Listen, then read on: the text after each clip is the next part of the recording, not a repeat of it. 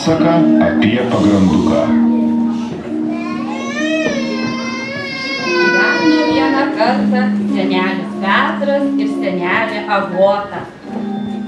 Labai vienas kitą mylėjo ir rūpinosi vienas kitu.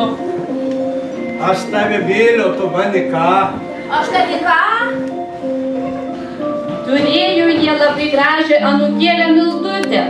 Artėjo kalėdos, todėl sumanė senelį iškepti anūkėlį pagranduką. Ėmėsi senelį darbo. Vėrė į dubenį miltus, pieną, sviestą, kiaušinius ir mielių, kad pagrandukas iškeptų apvalus ir purus.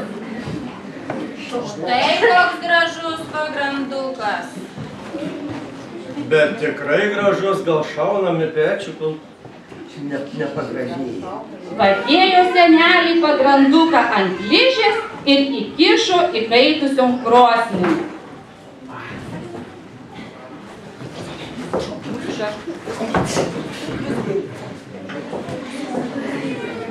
Tegu sudegs viskas, kas dega, tegu ištirps viskas, kas tirpsta, tegu sugrius viskas, kas griūva, tik mūsų meilė niekada. Laukė senelį, kol pagrandukas iškeps, ir staiga kažkas sudundėjo, subirbėjo, ir iš krosnies iškrito gražus pagrandukas.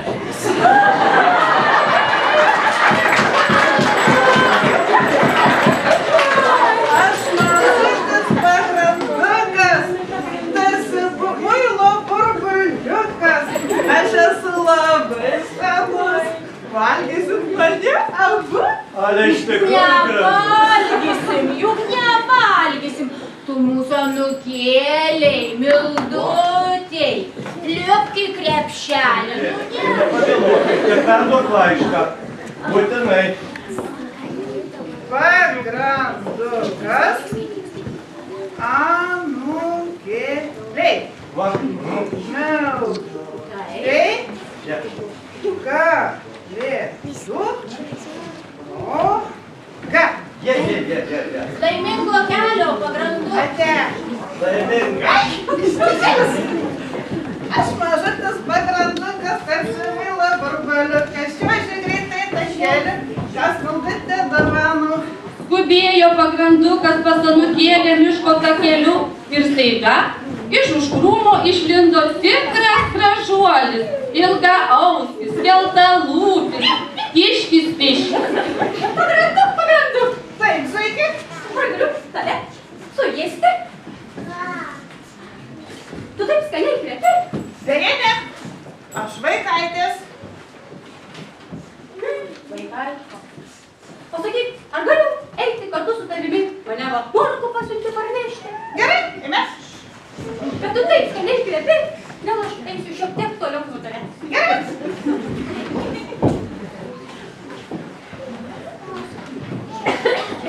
Eina takučiu pagrandukas su kiškiu ir dainuoja.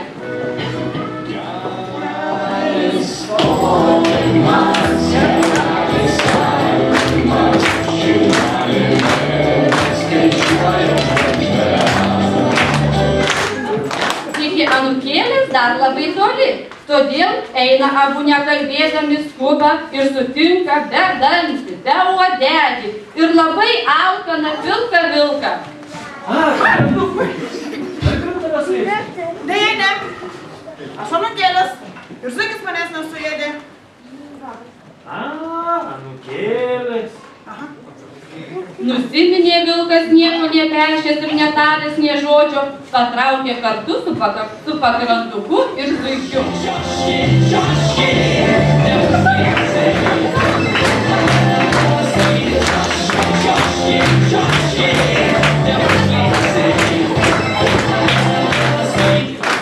Paėjus toliau, iš medžio išlindo gauruota, užsimiegojusi ir susivėlusi meška Lepečka. Pagrandukas tavęs suėsiu. Tai man būtų labai malonu, bet ir zuikis manęs nesuėdė.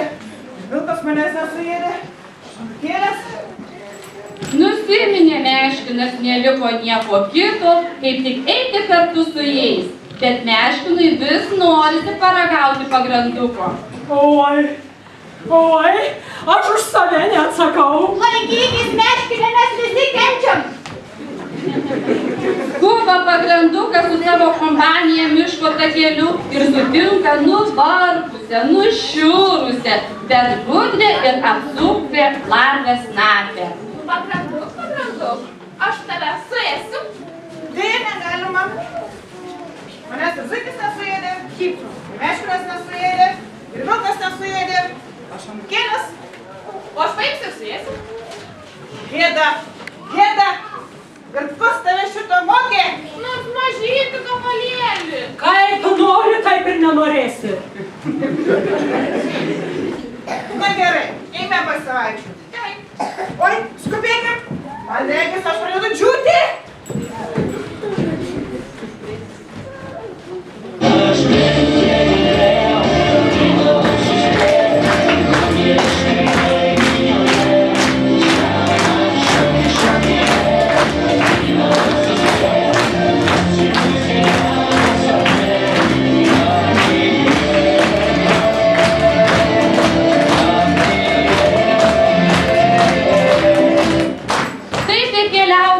Jie priėjo anūkėlės Mildutės namus.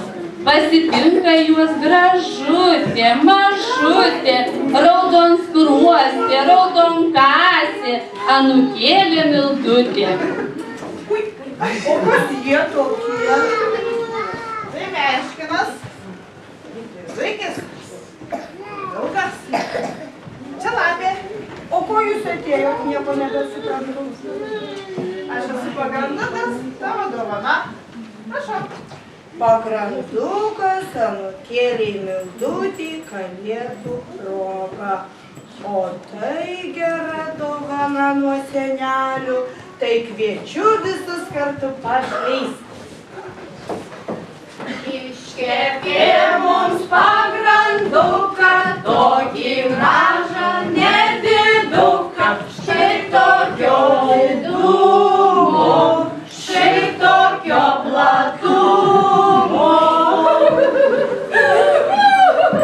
Kas nutiko? Mums taip gaila pagrandukas. Koks geras, koks mandagus. Mes visą kelią ėjom, o dabar ir suvalgyti. Kaip negerai, jūs viską galaišiu. Žinot, ką aš sugalvojau? Mano tėveliai prieš kalėdas buvo Maksimui ir buvo labai daug dėžių akcijinių saldainių Meška šiaurėje. Tai gal pasivaišinkim visi ir pagrandukas bus sveikas ir mums labai gerai. Džiaugiasi ir pagrandukas, ir jo palydovai, kad visi liko sveiki ir sotūs. Labiausiai visi džiaugiasi artėjančiomis šventėmis, kalėdomis. Ta proga pagrandukas uždainavo, jo draugai smagiai šoko.